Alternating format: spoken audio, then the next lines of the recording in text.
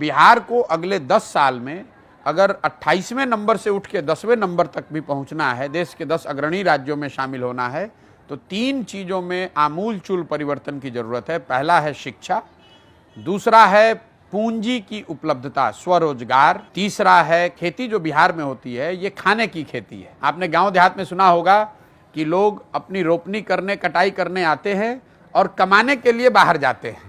मतलब खेती वो क्यों करने आते हैं? खेती इसलिए करने आते हैं ताकि बाल बच्चा का पेट भरता रहे। मेरा जो मॉडल है इसमें निवेशकों को कोई जरूरत नहीं है, नहीं, बिल्कुल नहीं। इंडस्ट्रियल डेवलपमेंट की जरूरत है, लेकिन पूंजीपतियों के बड़े फैक्ट्री लगाने से इंडस्ट्रियल डेवलपमेंट नहीं होगा। आप इटली चलिए, नॉर्वे चलिए, फिनलैंड को देख लो, जितने स्कैंडिनेवियन कंट्रीज हैं। आप न्यूजीलैंड चलिए, न्यूजीलैंड में किसी एक बड़े कंपनी का नाम आप बता दीजिए, कोई नहीं जानता है। They have one of the most prosperous life.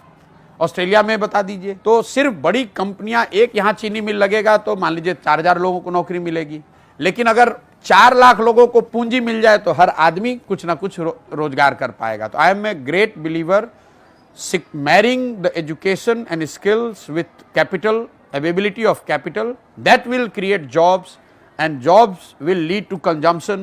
As the moment we start consuming more, अगर बिहार में ज्यादा लोग कंज्यूम कर रहे हैं, 13 करोड़ लोग, तो अपने आप industry will come nearer to where the consumer is. अगर बिहार में सीमेंट की खपत बढ़ेगी तो सीमेंट कंपनियों को मजबूर होकर यहाँ सीमेंट कंपनी लगानी पड़ेगी। अगर चीनी हम लोग यहाँ कंज्यूम कर रहे हैं तो मजबूर होकर लोग चीनी यहाँ फैक्ट्री लगाएंगे। 13 करोड़ लोग हैं, हमें यह करना है कि वो लोग उन प्रॉस्पेरिटी में ऊपर बढ़े।